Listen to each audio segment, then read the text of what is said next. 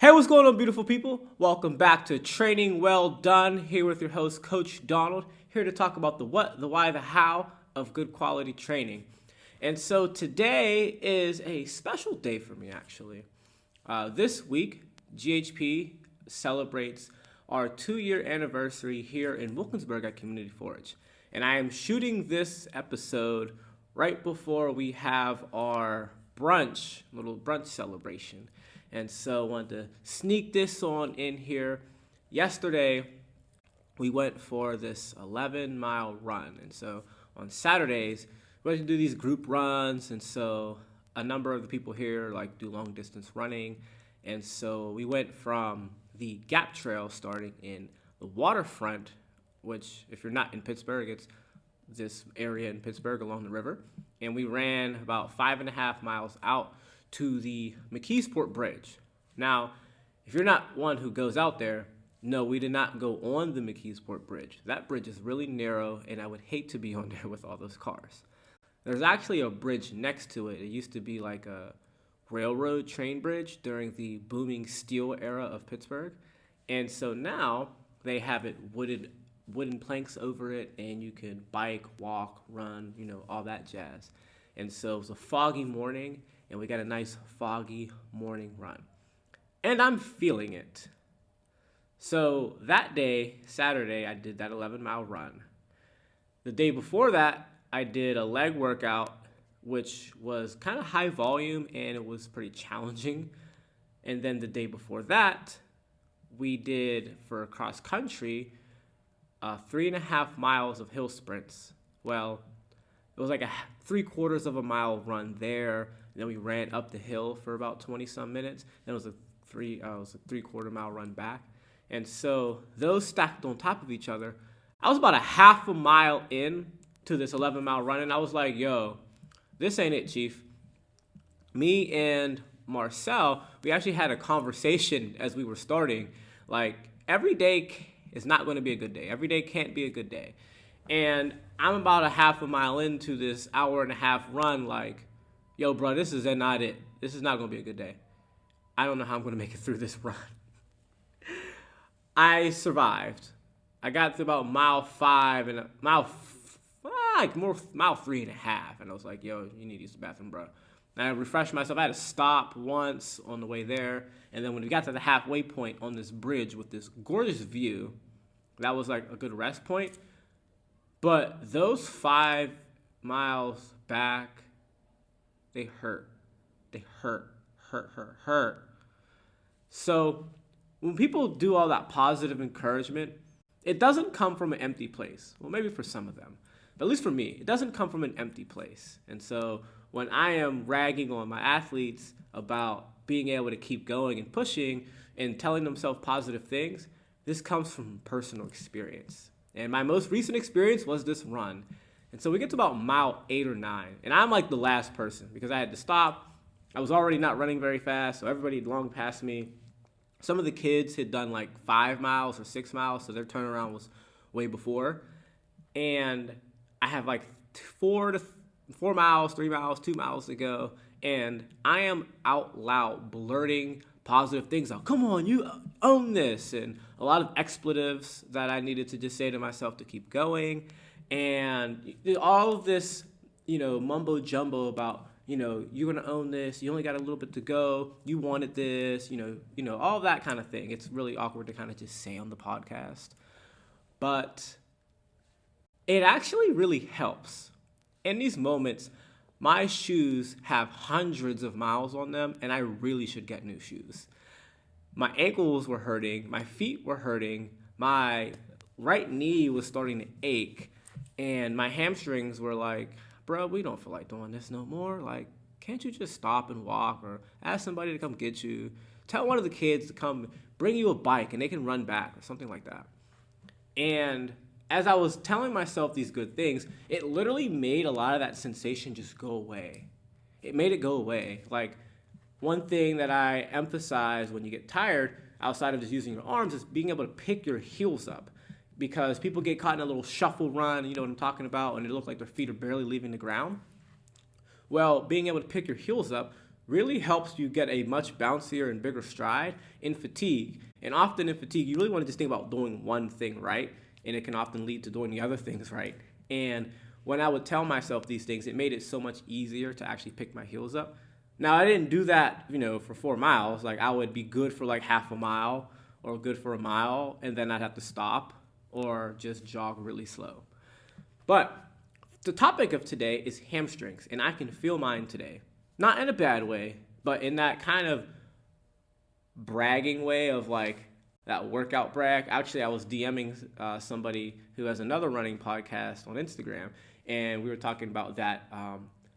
What was it called? The fitness shadow. That's what that guy called it. Shout out to him. He said, I was telling him, like, yeah, I had this like shadow of like yesterday's run that's been hanging on me all day. He's like, yeah, the fitness shadow. And I was like, I like that term. So I'm going to just henceforth call it the fitness shadow. And that's what my hamstrings feel. But other people, when they go for runs like this, they have something that's far worse than a shadow. That's a tear or a pull. And so let's talk a little bit about what a hamstring tear is, what actually happens to be able to rehab from that, and some preventative things that you can do to be able to help yourself reduce your chance of having hamstring problems. So, hamstring tear. Your hamstrings, don't ask me why they have that name, I don't know, but they are the thick muscles on the back of your thighs. So they're under your butt, and they go from under your butt all the way to your knee. Those muscles right there. One little thing that, shade to me, shame on me for doing this, but I do it anyways. In the summertime, when I see people walk around in shorts, I look to see if they have a crease on the side of their leg between their hamstrings and their quads to see, I wonder if they work out. And when they do that, I'm like, they probably work out. That's a thing. So when you see people running around and you see the creases in their legs, it's the bottom half of the thigh. So the tear, there are actually a few different ways to categorize that, but it's basically when your muscle fibers, for all intents and purposes, break. They get pulled apart and torn apart, hence it's called a tear. And you have 3 different grades of them, and those grades of tears really determine how serious it was and what kind of recovery time you're looking at. And so you have muscle fibers, right? You have your big muscle, and then deep inside, there's actually different layers of muscle, but we're going to get down to the individual muscle fibers. And those muscle fibers are made up of these little units called sarcomeres. And they're like these little cylindrical, I hope that's the right word, cylindrical units that have these little contractile proteins called actin and myosin, and a bunch of other things that help put structure together. When a muscle contracts, it is basically like the... I was telling our other coach the other day a way to think about this. I'm not going to actually get into all that because it's way too detailed. But basically, you have one part that wants to hook to the other part and the other part that doesn't really care. And so whenever your muscle contracts, the part that the myosin hooks onto the actin and it pulls it. And when this happens throughout the entire muscle, it makes it get smaller. So we talked about this in another episode. It contracts there. Well, the opposite can actually happen where it can hook and then still get longer. And so we call it eccentric contraction, which is when your muscle actually creates tension when these little contractile fibers hook together, but that muscle cell gets longer. And when you think about working out and getting really sore, when people say, slow down the movement, go down slow, that actually is increasing the soreness because you actually get more muscle breakdown when you do that kind of work. Well, with your hamstrings, it's that on like steroids. So whenever you get a hamstring tear, it's usually due to a very high force load that happens while it's getting longer. So you get they call them cross bridges, but when these 2 little contractile pieces come together to like pull your muscle shorter, but they actually end up going longer. So your muscle goes like this, but with a lot of force on it. So it basically tears it apart. You have 3 different grades of that kind of tearing apart. You get a light pull that happens, and that light pull is a few of those muscle fibers rip apart, and literally like they tear. And so you get some swelling, because remember, swelling is your body trying to fix a thing, there's an open lesion in your muscle, and so your body's trying to put the lesion back together. So you get a little tightness, you get a little bit of swelling. Usually just a light pull can be healed in days. You can just turn down the intensity of what you're doing, do some exercises to help actually bring the muscle fibers kind of to their normal length. Then you get like grade 2 tears, which are partial tears. And that's where up to half of the actual muscle fibers tear. So you get a significant portion of your muscle fibers that rip apart. Again, due to often higher force, and we talk about in a lot of our other episodes, load-bearing capacity of the tendons. Your muscles also have a load-bearing capacity. And when it comes to hamstring tears, it's about the load-bearing capacity of your hamstring. And they deal with a lot of force, a lot of it.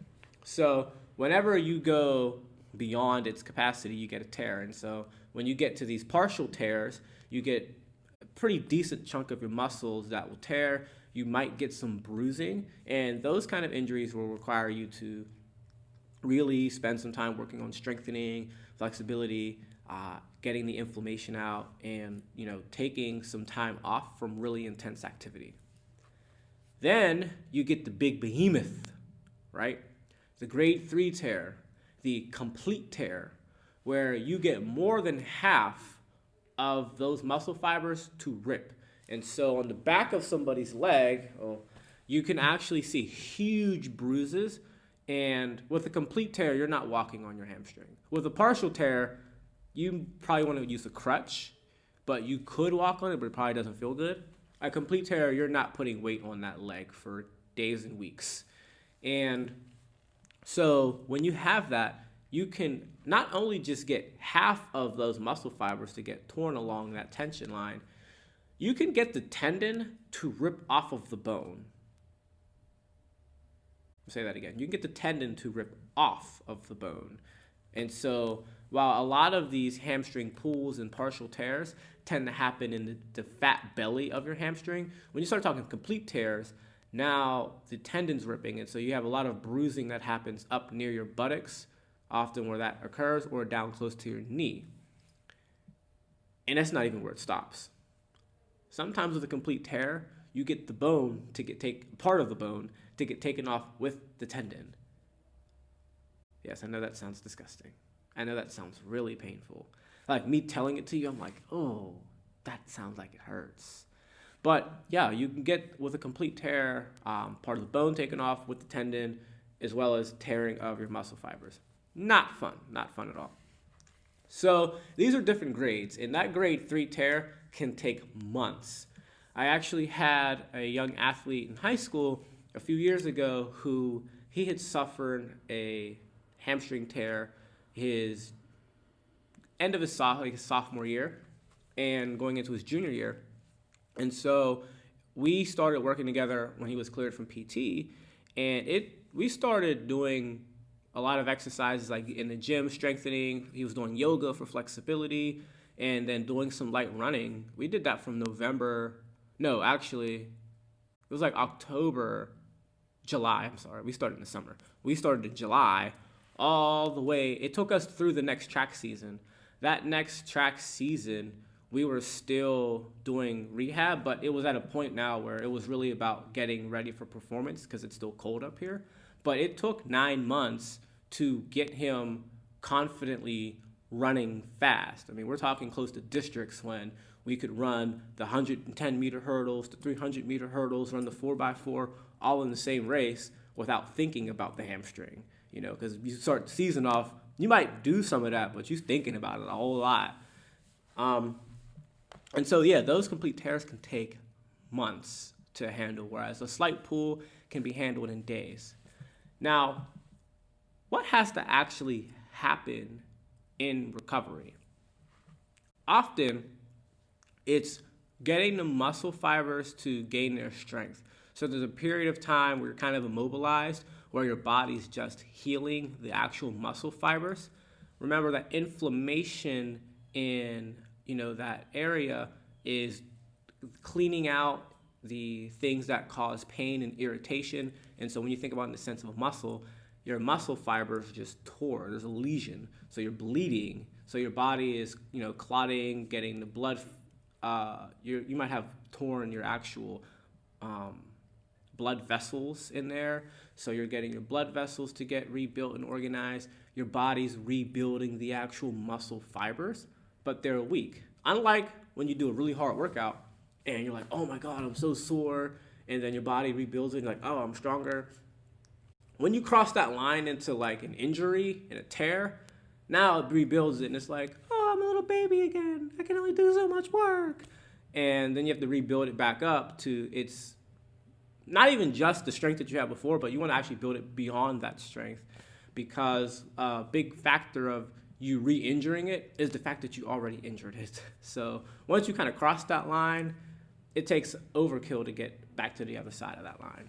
And so that recovery process is getting those muscles strong again, re-honing your technique, making sure that you are stepping, and often with running, these are running injuries, you're running in a way that is conducive to the health of that hamstring, as well as improving your flexibility. And so when you look at what risk factors occur and what kind of things can lead you to getting a hamstring tear, flexibility is a big issue. If you have tight hamstrings, or also even tight hip flexors and quads, those can lead to problems with your hamstrings. One thing that is very prevalent with adolescents and teenagers is sometimes your muscles and your bones don't grow at the exact same length, at the exact same rate. So sometimes if your bone grows a little bit longer than your hamstring is accustomed for, then the fact that your bone is just that long could put a lot of tension on that hamstring, because now your hamstring is already stretched. And most of these injuries, remember, happen when the hamstring is under a lot of force and stretched out. Another thing, not another thing, about the flexibility piece, being able to improve the pliability and mobility of that actual hamstring muscle, as well as the tendon, allows it more degrees of freedom to move. When your muscles are really tight and they're not flexible, then they actually do not have a lot of strength through a full range of motion. You might be strong within the little bit of range of motion that your muscle gives you, but when you start getting into further ranges of motion, you might not be able to get to them, which hinders your performance. But if you do get into them, you actually put yourself at risk to get hurt, because your body's not strong in that range of motion, because it doesn't even get into that range of motion. And so being flexible, flexibility shows joint health. Also, when your hip flexors are tight, that influences how your hamstrings deal with the tension of running. And so when your hip flexors are really tight, there's an imbalance in your running stride and how the force is distributed, which still can lead you to get hurt. So flexibility is very important. Another part is just poor conditioning and fatigue. If you're out of shape, then those muscles are going to get tired sooner. Those tendons are not going to be able to, relay the force as effectively as they were before.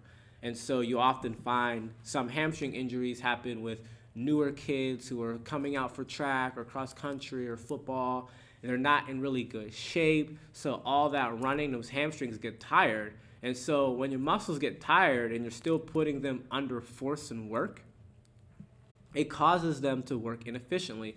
Not all the fibers are working in unison. You're not able to produce as much strength, and so your actual form can get thrown off, and fatigue can really get you messed up.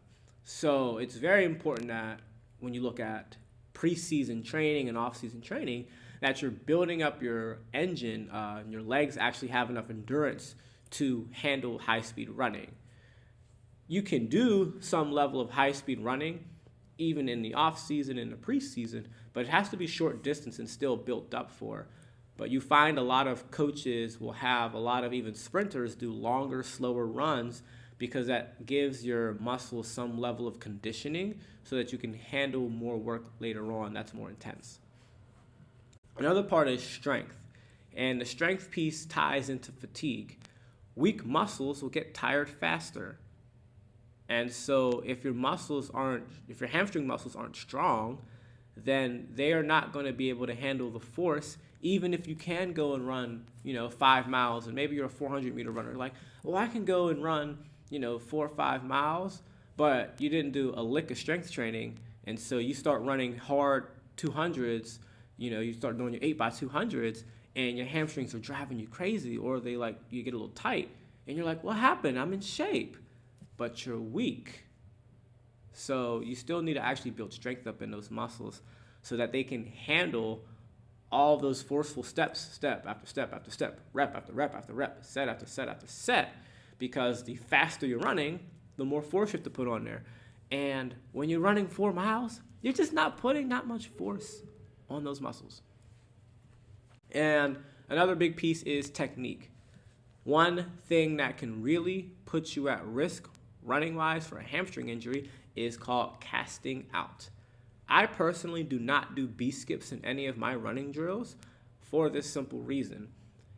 When people think about, I need to get a bigger step, they start reaching, and when your foot is landing in front of your body, and you are basically landing with your foot in front of your body, and you're basically pulling the rest of your body forward to an extent, that puts even more stretch on your hamstring, still with that same amount of force.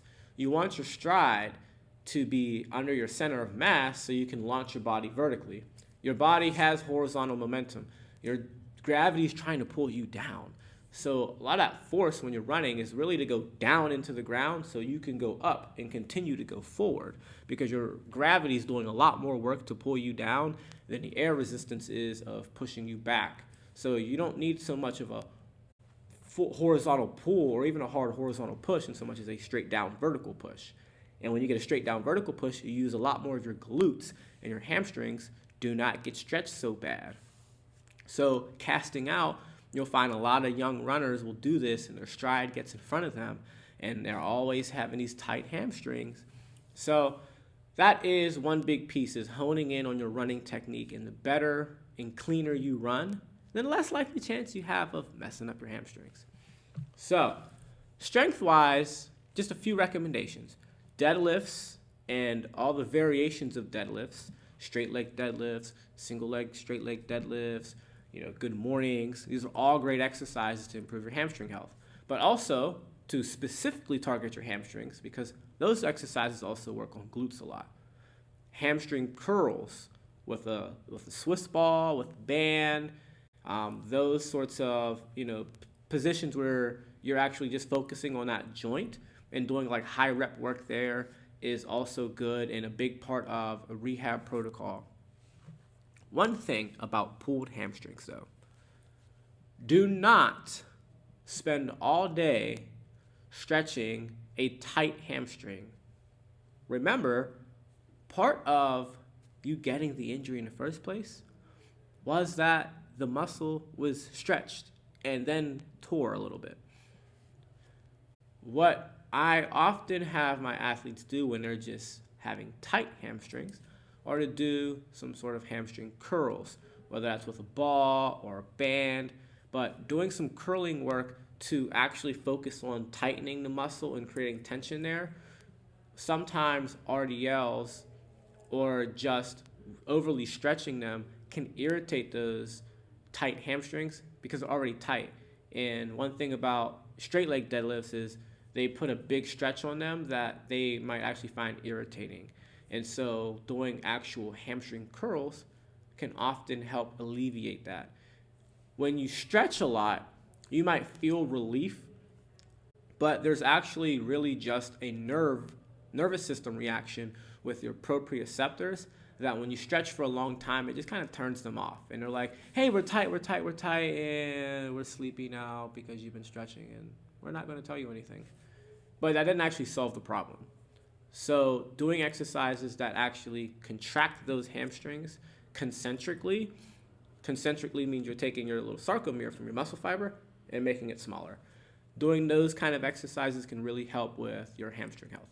So I hope that helped you out with understanding hamstring injuries. make sure that you stretch significantly every day. Make sure that you are strength training your hamstrings and glutes 2 to 3 times a week. Make sure that you are getting your body conditioned and in shape. As an athlete, there's no reason for you to ever not be in shape. Maybe not in race form, of course. You don't need to be in race form all year round, but you should never not be in shape to go and do some basic thing like run 2 miles. If you're a sprinter, you should be able to just run a mile at any given point in your life. As a career as a sprinter, you should be able to run a mile. As a distance runner, you should be able to run a 5K. So you should never fall out of shape enough to where you can't do those things. Because if you do, that puts your body at risk to get hurt. And you should always be working on your technique, okay? It is time to go get ready for brunch to celebrate our 2-year anniversary for GHP being here. I've actually had GHP, has been around for about 3.5 years, but that was during my pioneering straight private coach show up and do random things days with far less structure. And so we've grown, and I've grown a lot as a person, and we've grown a lot as an organization since then. So it's time to have some fun and go put some protein in my body so that my muscles can rebuild themselves. So I hope that you like, subscribe, and share this podcast with a friend. Remember that you have teammates and friends and running mates who need to know this information, so share it with them. All right, share it with them. And if you want to learn more about what we do here at GHP, check us out at www.ghperformance.com. Be sure to follow us on Instagram at Global Human Performance, at Coach_Donald, and of course the training podcast itself, training_well_done. All right, there's plenty of clips on there so you can share them with a friend. And I hope you have a great rest of your day. Make sure you shoot me a line if you found something in this useful or if you have further questions. All right, peace out.